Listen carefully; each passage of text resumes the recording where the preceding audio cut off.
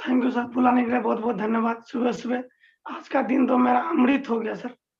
आज मैं बहुत धनी हूँ कि आपके जैसे स्टार सफ़र के माध्यम से हमको आने का मौका मिला और इस मिरेकल मॉर्निंग में जो सेशन स्टार्ट किए हैं, बीसी सर को स्पेशली थैंक यू सर।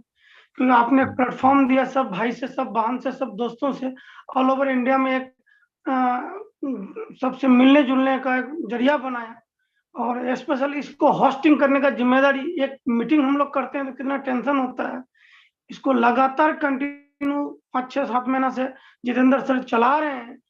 सर्दी, गर्मी, धूप, छाँव, पानी, बरसात, अपना शरीर को सबको ध्यान में रखते हुए घर, परिवार, संसार, रिश्तेदार, इसके बावजूद भी वो टाइम को इसको मैनेज करते हैं। स्पेशली जितेंद्र सर, आपको बहुत-बहुत धन्यवाद सर, कोटि-कोटि नमन।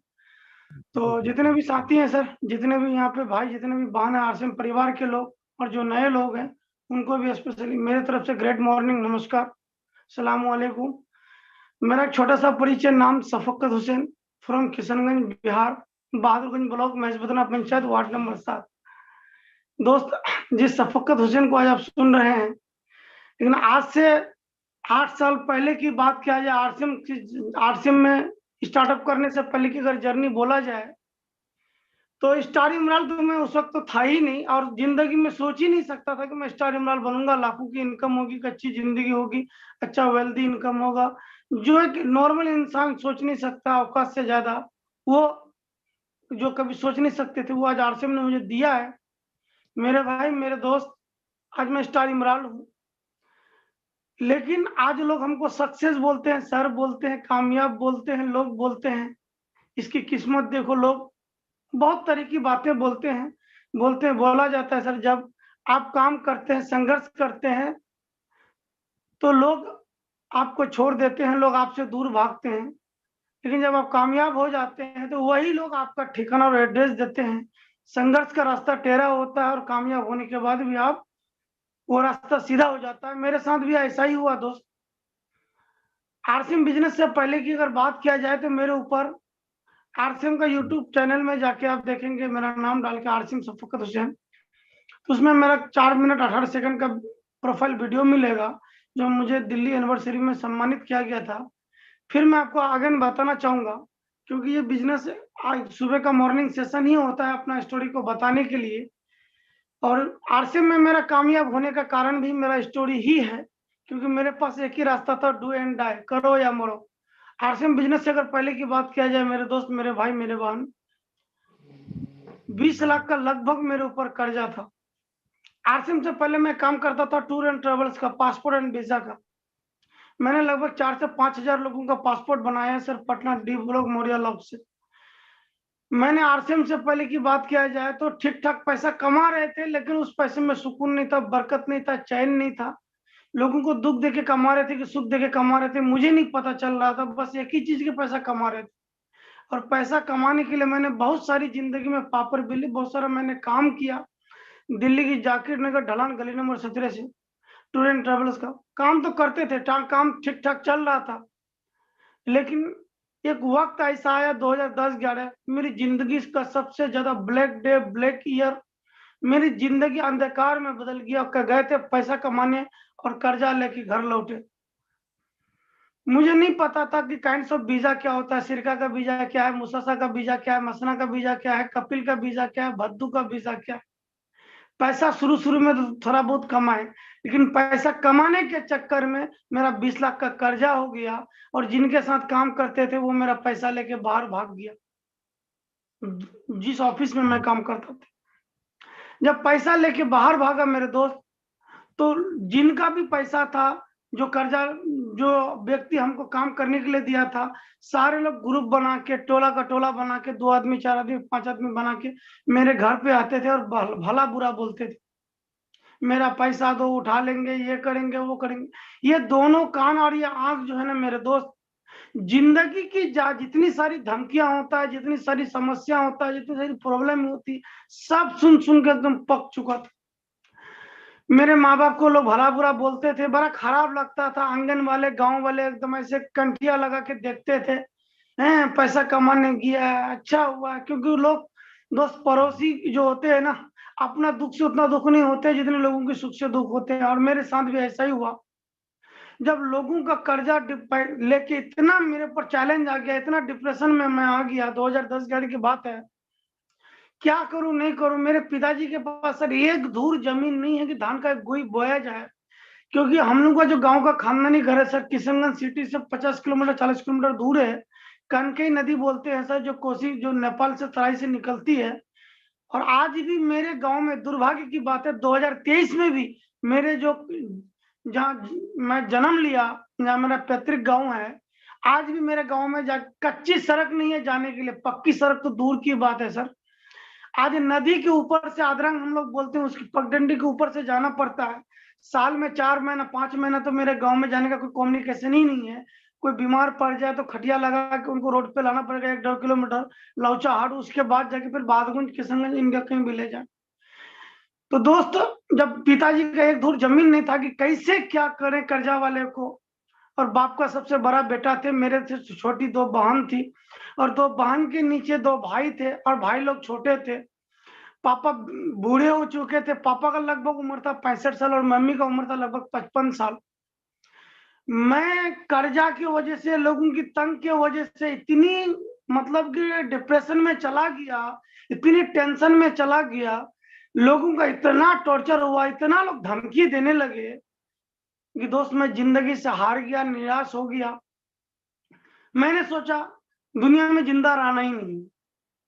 लोग इतनी भला बुरा तो छोड़ो सर, इतनी सारी बातें बोलते थे आके कि जिंदगी का अंतिम ख्वाहिश लोगों का होता है सर, जब टूट टूट जाते हैं, निराश और हार जाते हैं, तो सुसाइड करना। और मैं भी सोचा कि सुसाइड कर लूं। और 2012 का समय था सर, मैं भी घर का खिटकिरी लगाया, लगाने के बाद सोचा सुसाइड कर ले, पंखा में जो ओढ़नी होता है उसको लपेट के मैंने सोचा मर जाए। सब व्यवस्था था मरने का, लेकिन मरा इस वजह से नहीं दोस्त, अपने आप में जब वो लम्हा होता है ना, जो लोग टूट जाते हैं हर एंगल से, हर तरह से, जब उनको दूर दूर तक कुछ नजर नहीं आता। मैंने बहुत रोया, इतना रोया उस वक्त, इतना रोया, इतना रोया कि हाथ का जो सर, ये भौरा जो होता है ना, ये खड़ा हो गया। फिर ऊपर वाले ने पता नहीं कैसे कैसे हिम्मत दिया हमको। 2-3 बार दिमाग सोचा, क्योंकि दिल के ऊपर दिमाग होता है सर, और दिमाग से सोचने से बहुत सारा समस्या का हल होता है। मैंने सोचा है कि चीज, क्या मैं मर जाऊं तो लोग मेरा कर्जा माफ कर देंगे? क्या मैं मर जाऊं तो क्या समस्या का हल हो जाएगा? क्या मरना ही इसका समाधान है? दोस्त, मैंने एक ही बात फिर सोचा उस वक्त, बहुत हिम्मत करने के बाद। मर जाएंगे, 20 लाख का कर्जा था, लोग बोलेगा 2-4 करोड़ लेके मरा है। मरने के बाद लोग और बात को बना बना देंगे, पीछे में जीरो लगा देंगे 2-4 को। अगर मैं मर जाऊं तो मेरे बुरे माँ बाप का क्या होगा, मेरे पिताजी का क्या होगा, मेरी मम्मी का क्या होगा? माँ बाप का जिंदगी का सबसे बड़ा दुख होता है दोस्त, जवान बाल बच्चे का मर जाना, औलाद का मर जाना। मैं मर जाऊं तो मेरे छोटी 2 बहन का क्या होगा, शादी ब्याह का, या घर बिखर जाएगा, क्योंकि बाप का सबसे बड़ा बेटा थे। क्या मेरे ऊपर ही पूरी दुनिया में कर्ज है, या और भी दुनिया में लोगों के ऊपर कर्ज है? ये 2-4 बात जब मैंने अपने आप को सोचा, तो फिर मैंने सोचा कि नहीं, ये तो बुरी मौत है, ये आत्मा तो सुनते इसमें भटकता है, ये नेचुरल डेथ नहीं है। शायद ऊपर वाले को यही मंजूर था। लेकिन मैंने सुना है, जब जब दुख आता है, जब जब समस्या आती है, ऊपर वाला उसके पीछे बहुत बड़ा कहानी बनाता है। मुझे नहीं पता था कि मैं स्टार मिनरल बनूंगा, मुझे नहीं पता था कि मुझे इतना सम्मान मिलेगा। अगर पता होता थोड़ा भी ना, तो बोलते 20 लाख का नहीं, 20-40 लाख का कर्जा होता, तो शायद आज मैं स्टार रूबी होता। बोलते ना दोस्त, घोड़े को पता नहीं होता कि कोरे का दर्द क्या है, लोग तो जानते हैं ये घोड़ा बहुत तेज है। मेरे में कोई काबिलियत नहीं था, कोई टैलेंट नहीं था, कोई बैकग्राउंड नहीं था, कोई स्टेटस नहीं था। मैं कौन था मुझे खुद नहीं पता। एक मरा हुआ, सरा हुआ, फेलियर, निकम्मा, नालायक, हर एंगल से मैं खत्म था। लेकिन दोस्त, मैं पैसा कमाने के लिए, इसी बीच में लोगों के टॉर्चर से मैं दिल्ली चला गया। दिल्ली में मेरा मामा का वजीरपुर अशोक विहार जो शिव मार्केट है, वहाँ ग्लैमर ग्लास हाउस है, उनका शीशा वगैरह का शोरूम वगैरह है। उन्हीं के जरिए से मुझे एमपी मॉल में, करोल बाग में जॉब लगा। मेरा तनख्वाह लगा 13,000 टका महीना रिसेप्शन में।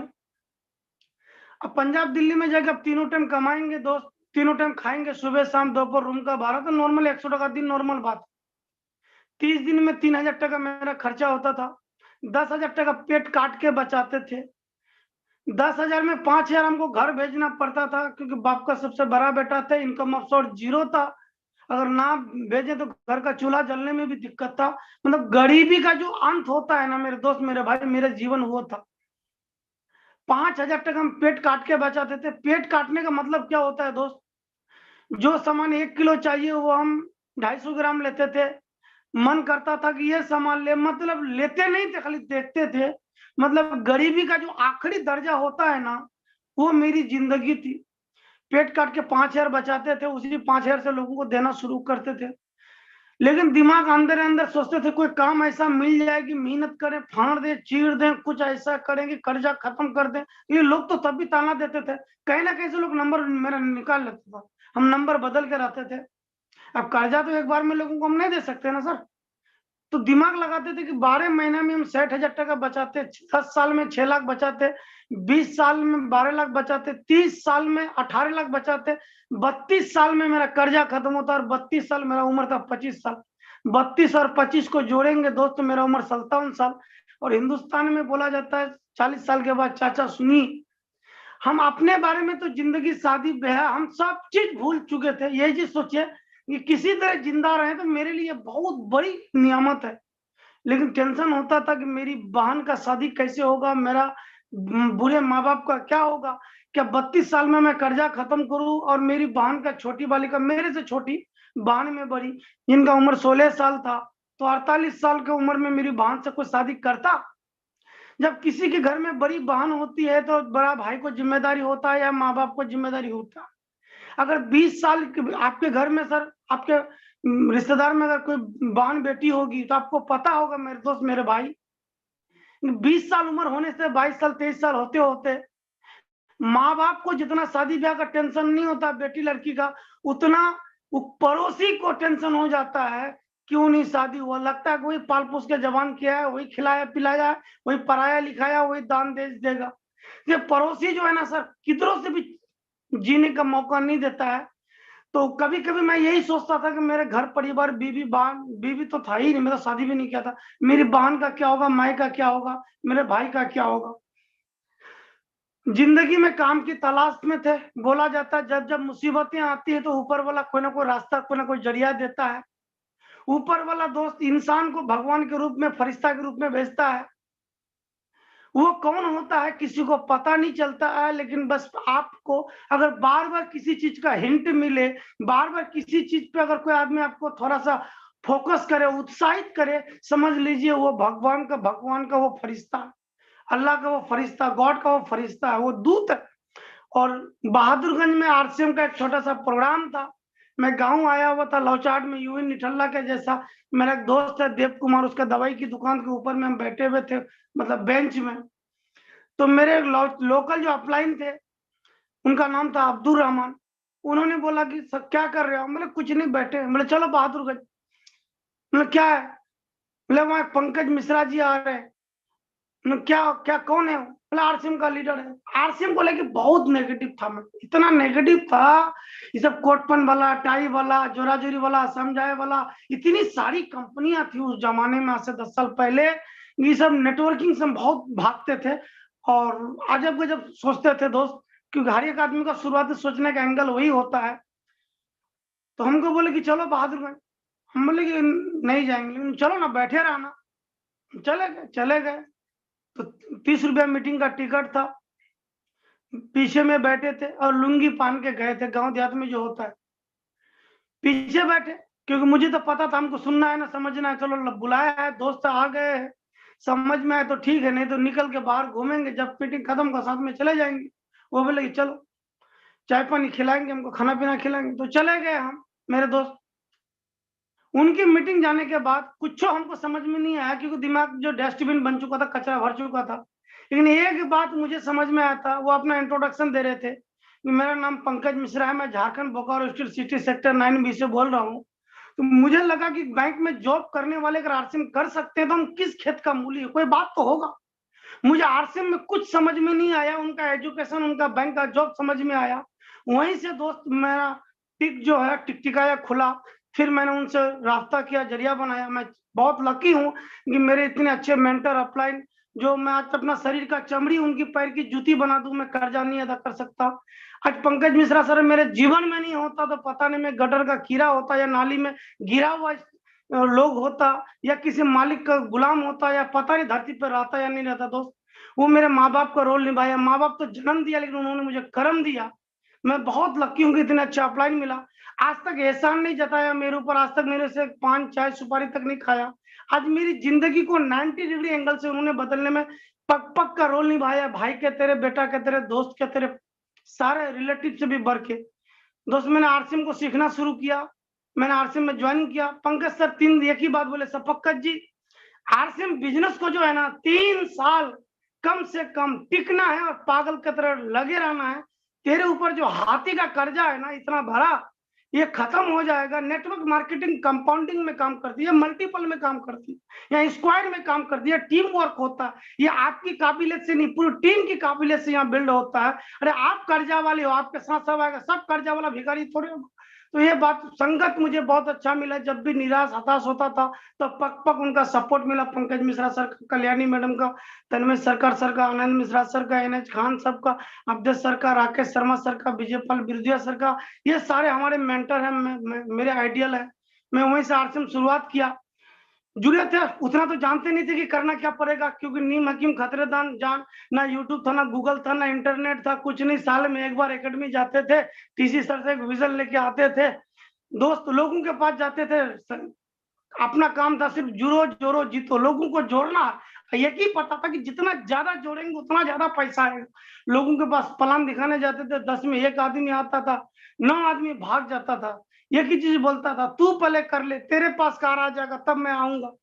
क्योंकि उस वक्त इनकम नहीं होता था, अचीवमेंट नहीं होता था, तो लोग अपने को देख के आते नहीं थे। मैं तो वैसे भी फेलियर था हर एंगल से। तो मेरा पहला इनकम आया दोस्त इस सिस्टम की ताकत से, 516 टका।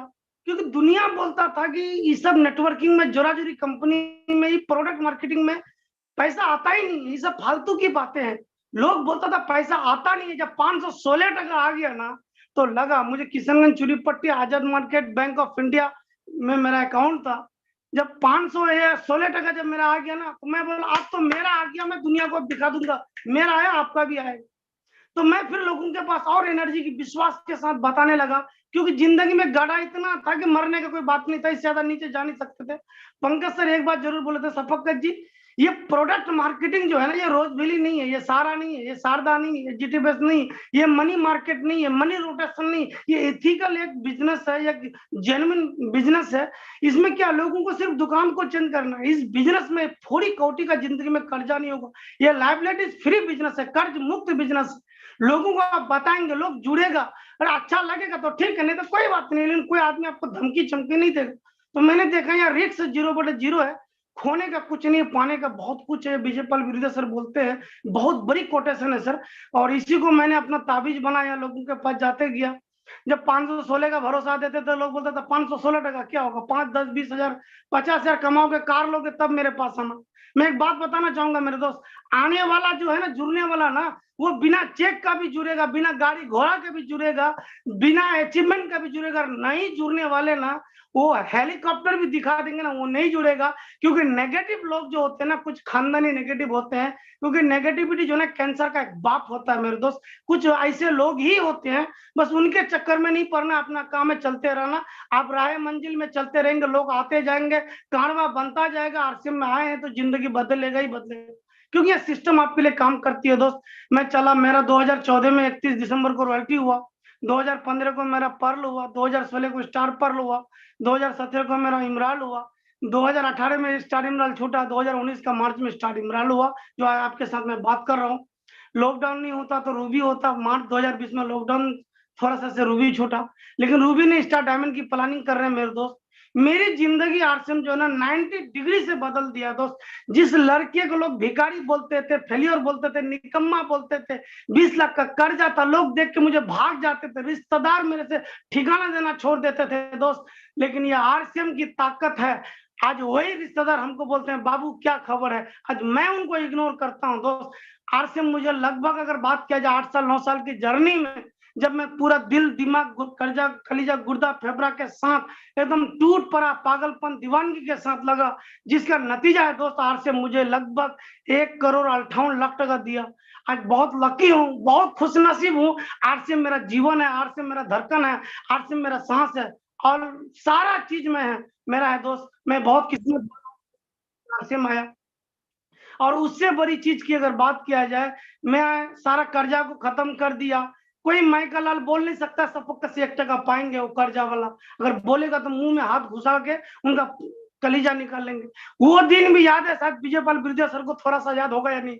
मेरी जिंदगी में किशनगंज में पहला मीटिंग जैन भवन में दिए थे, जिसमें 250 लोग था सर। मैं आपको बाइक से लाया था, उस दिन कर्जा वाला गेट के बाहर खड़ा था सर, सब लोग चले गए। मैं पूरी मीटिंग में इंतजार किया कि शायद लोग चला जाएगा, लास्ट में देखे कि नहीं, वो लोग हमको पकड़ने के चक्कर में था दोस्त। ये मैं बहुत ही दुख भरी कहानी है, नहीं बोलना चाहिए, लेकिन मेरी कहानी ही मुझे मोटिवेट करता है दोस्त। सारे लोग चले गए, जब मुझे हिम्मत नहीं मिला तो 4-5 लोग आए थे मुझे, वो लास्ट कर्जा था 2,68,000 का, भी एक बैग में तो मैं किसी को दे नहीं सकता था। तो मैंने पंकज सर को फोन किया, फिर मैंने पिकअप सेंटर वाले को फोन किया, अपने कुछ नजदीक दोस्त को फोन किया, वो आए, फिर साथ में जाके बैठे, फिर 16 हुआ। ये हर महीना 10 तारीख को 20-20 हजार करके देना है। मेरे भाई मेरे दोस्त, मेरी जिंदगी कीड़ा मकोड़ा से बदतर था। टीसी छाबड़ा सर का धन्य हो, आरसीएम का धन्य हो, सिस्टम का धन्य हो, कोर मीटिंग का धन्य हो। ये इतनी बेहतरीन आरसीएम तो जिंदगी है दोस्त, आरसीएम तो एक सांस है, आरसीएम तो सब कुछ है। एक लड़का को दोस्त सब चीज से बदल दिया। आज मैं कर्जा को मार दिया। 2019 में 11 नवंबर को मैंने दोनों बहन की शादी दी, आरसीएम से कमा के शान से धूमधाम से 23 लाख खर्च किया। पूरे गांव वाले को मैंने इनवाइट किया और एक एक जो कार्ड इनविटेशन था सर मेरा 50 रुपए का था। लोग समझ गया था कि कार्ड इतना महंगा होगा तो शादी होगा, और अपनी खानदान से अलग कल्चर से शादी कराया मैंने, बंगाली स्टाइल में। फिर मैंने खुद शादी किया। आज पूरी खानदान पिछले 2016 से 16, 17, 18, 19, 20, 21, 22 पिछले 7 साल से किशनगंज शहर में मैंने 30 लाख का जमीन खरीदा, आज 25 लाख का घर बनाया, अपने पास कार है। आज जिंदगी इतना सर आरसीएम 1 महीने में इतना पैसा देता है ना मेरे दोस्त, उस पैसे को 6-6 महीने 1-1 साल अगर गांव की जिंदगी जीना चाहे ना तो 1 साल बैठ के खा सकते हैं। जिस चीज पे हाथ रखते हो मेरा बाप का होता है। आज जिंदगी बदल गया। आज फूल माला सम्मान सब कुछ मिलता है, लोगों की दुआ मिलती है, लोगों को आगे बढ़ाने में मदद करने का मौका मिलता है। वही लोग बोलते हैं सपक का सर, वही लोग बोलते हैं जो हमको सबसे ज्यादा तंग करता था किशन कोर मीटिंग में, वो बंदा गेट टिकट चेक करता है, बोलता आपको परेशान नहीं करते, बदले में आरसीएम में जुड़ जाते तो हम यस टेक्निकल होते। बस वो वक्त मेरा नहीं था। जब वक्त बुरा होता है ना मेरे भाई, तो लोग ऊंट पे भी बैठते हैं ना तो कुत्ता काट लेता है, और जब वक्त अच्छा होता है ना, लोग चूहा में भी बैठते हैं ना तो वो हाथी नजर आता है। वक्त सबसे बड़ा है, इसी वजह से मेहनत कर लीजिए। शरीर है, दिल दिमाग है, आज यूट्यूब है, अपलाइन है, सिस्टम है, कल को किसी ने देखा है, ये शरीर का कोई गारंटी नहीं है। आज मैंने बहुत बेहतरीन लाइफ स्टाइल मुझे मिला, मैं थैंक यू करता हूँ सारे लोगों को। मेरा हुआ है दोस्तों, आपका भी होगा। बस मैंने छोटा छोटा 2-3 काम किया है दोस्त, वो मैं बता के मीटिंग को समाप्त करूंगा, समय इजाजत नहीं दे रहा है। पहला चीज मैंने क्या किया दोस्त, मैं आरसीएम बिजनेस में टिका। लोग क्या करते हैं ना, आने के साथ ही पैसा खोजना शुरू कर देते हैं, आने के साथ ही लोग जो है दोस्त बहुत बुरी उम्मीद पार लेते हैं। एक पौधा को भी पेड़ बनने में वक्त लगता है दोस्त। ये नेटवर्क मार्केट टीम का बिजनेस है, टीम बनाने में थोड़ा वक्त तो लगेगा, जाहिर सी बात हो। टिकना है, माँ का पेट में अगर बच्चा 9 महीना ना टिके वो दुनिया का मजा नहीं ले सकता। 4 महीने में बोले नहीं दुनिया का मजा लेंगे तो अभी हो ही नहीं सकता। जो भी काम करते करते करते इस बिजनेस को मैं पहला काम है टिकना। अगर टिक गए ना तो आपके नीचे बोलते हैं ना, अगर किसी घर में खाली बेटी है, बेटी पैदा लिया है तो उसके लिए ऊपर वाला कहना कि दामाद पैदा दिया होगा दोस्त। किसी के घर में सिर्फ बेटा ही बेटा है तो कहना कि उनके लिए बहू भी दिया होगा। आरसीएम बिजनेस आप आए अपनी मर्जी से नहीं सर, ऊपर वाले के मर्जी से। मेरे से ज्यादा पढ़ा लिखा, टैलेंटेड, एजुकेटेड, खानदानी बैकग्राउंड, नॉलेजेबल, स्मार्ट, हर तरीके से आज बाजार में लोग भरा पड़ा है। मेरी क्या औकात कि मैं आरसीएम में 1.5 लाख 2 लाख टका महीना कमाऊं दोस्त। आज तो लोग एमएससी बीएससी बीटेक एमटेक करके धक्का खा रहा है। ये मेरी काबिलियत नहीं है, परमात्मा का इसमें देन है, मसलियत है। ऊपर वाले के मर्जी के बगैर एक पत्ता नहीं हिलता दोस्त।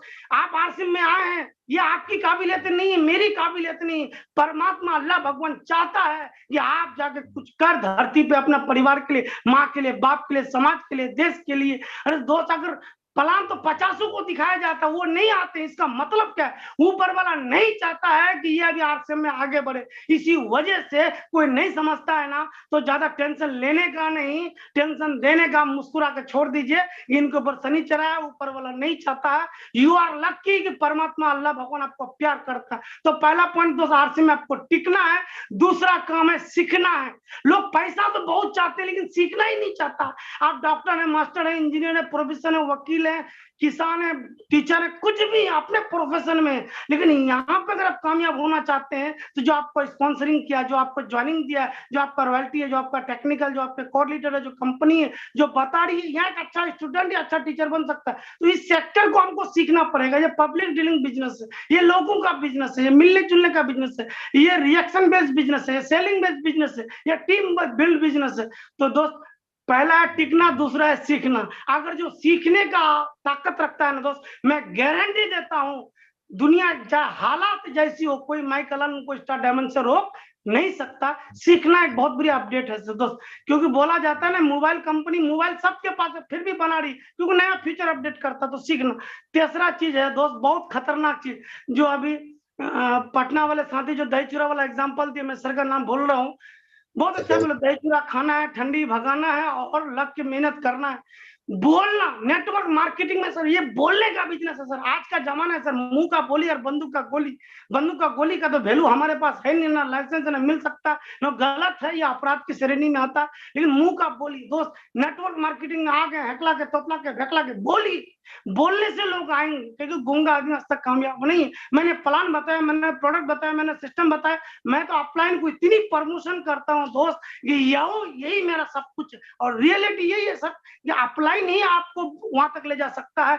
हर आदमी को आप छोड़ देना दोस्त, लेकिन अपलाइन को कभी मत छोड़ना। बहुत लोग अपलाइन को छोड़ दे, खाली डाउनलाइन, खाली डाउनलाइन, खाली लाइफ लाइन के चक्कर में, तो ना, अरे लाइफ लाइन हजारों में करोड़ों आएगा। एक अपलाइन जो है ना, अगर वो ऊपर जाएगा, उसकी टारगेट में घुस गए ना, तो मेरे दोस्त वो आपको डायमंड तो बना के ही छोड़ेगा। तो अपलाइन बहुत बड़ी बेस्ट बिजनेस है। तो टिकना, सीखना, बोलना, बोलते रहिए, बोलते रहिए। लोग आरसी में जुड़ जाते हैं, लेकिन लोगों को बोलते नहीं, खाली लिखते, खाली डायरी बनाते, खाली सीखते हैं। जब भी फोन करो सीखते हैं, बोलवे नहीं करते। जब लोग बोलेगा नहीं तो कहीं और जाके लोग जुड़ जाएगा। तो बोलना। चौथा चीज है सर, सुनना, लोगों की प्रॉब्लम को सुनना, टीम की प्रॉब्लम को सुनना।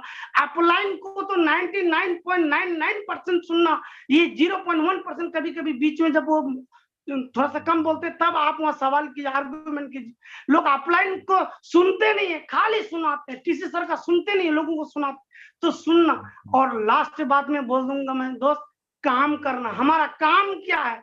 What is the networker work? Networker का काम क्या है? मेरा काम है sir back to basic, 6 basic काम है मेरा, 8 कोर स्टेप काम है, 7 कार्डिनल रूल काम है, 6 बेसिक 8 कोर स्टेप अगर काम नहीं हो रहा है, तो हम आरसीएम के नाम पे खाली दिन गिन रहे हैं। अच्छे दिन आएंगे, जिंदगी बदल जाएगा, कुछ नहीं होगा दोस्त। अगर हम 6 बेसिक 8 कोर स्टेप पे काम नहीं करते हैं, तो मुझे बहुत कुछ सीखने को मिला। आरसीएम जो है ना दोस्त, एक जो लड़का ज्यादा पढ़ा लिखा नहीं, कोई बैकग्राउंड नहीं, कुछ नहीं था, आज तो इतना गारंटी देता हूं, आज भारत के प्रधानमंत्री मोदी जी के बराबर में बोलने का ताकत दिया, ये स्टेज दिया, कॉन्फिडेंस दिया, ये विश्वास दिया, ये ताकत दिया। इसी वजह से जिन मैं बोलना चाहता हूं, जितने भी भाई बहन दोस्त हैं, जीने का एक मकसद बना लो दोस्त। आरसीएम आपको बहुत कुछ दे सकता है। मैं तो कर्जा के चक्कर में आया था, मेरा मकसद था किसी तरह से कर्जा खत्म हो जाए, मजा आ जाएगा। कर्जा तो खत्म हो गया, जो आ रहा है तो मजा ही तो आ रहा है। तो आरसीएम बिजनेस करने के लिए आप एक कारण बनाओ। इंसान के रूप में पैदा लिए हैं, तो ऊपर वाला जो हमको पैदा किया है, तो माँ का कर्ज है, क्या उसका इलाज करा पा रहे हैं? बाप का कर्ज है, क्या उसका बुढ़ापा का सहारा बन पा रहे हैं? क्या बीवी का कर्ज है, क्या उसको अच्छा जिंदगी दे पा रहे हैं? क्या बच्चे का कर्ज है, अच्छा एजुकेशन दे पा रहे हैं? क्या अच्छा जिंदगी जो खाना पीना चाहते, क्या वो ले पा रहे हैं? इंसान के रूप में पैदा लेके जिंदगी अगर कीड़ा मकोड़ा का जी रहे हैं, तो इंसान नहीं है दोस्त। दोस्त ऊपर बहाना नहीं कर सकते मरने के बाद ऊपर वाले को, तूने तो मुझे गरीब बनाया, मुझे तो कुछ नहीं दिया, लाल कार्ड बीपीएल कार्ड थमा दिया। अरे भैया आरसीएम दिया, ऊपर वाला डायरेक्ट नहीं आते, वो लेटर फोन नहीं करते, वो मैसेज नहीं करते, व्हाट्सएप नहीं करते, इंस्टाग्राम नहीं करते। बहुत लकी दोस्त। मैं जाते जाते एक बात जरूर बोलूंगा, हालात जैसा हो, east and west, RCM is the best. कभी छोड़ना मत। हालात जैसा हो, जैसा भी हो, सर्दी जुकाम खांसी, माथा में दर्द, पेट में दर्द, पैसा रहे ना रहे, लोन पाउन डाउन, ऑन कर जा, फर जा, मर जा, कुछ भी हो, बस अपना टारगेट को मत छोड़ना और आरसीएम को मत छोड़ना। तो आप सबसे मिलके बहुत अच्छा लगा। Over to Vijaypal Birja sir, thank you sir, सारे साथी को सुनने के लिए।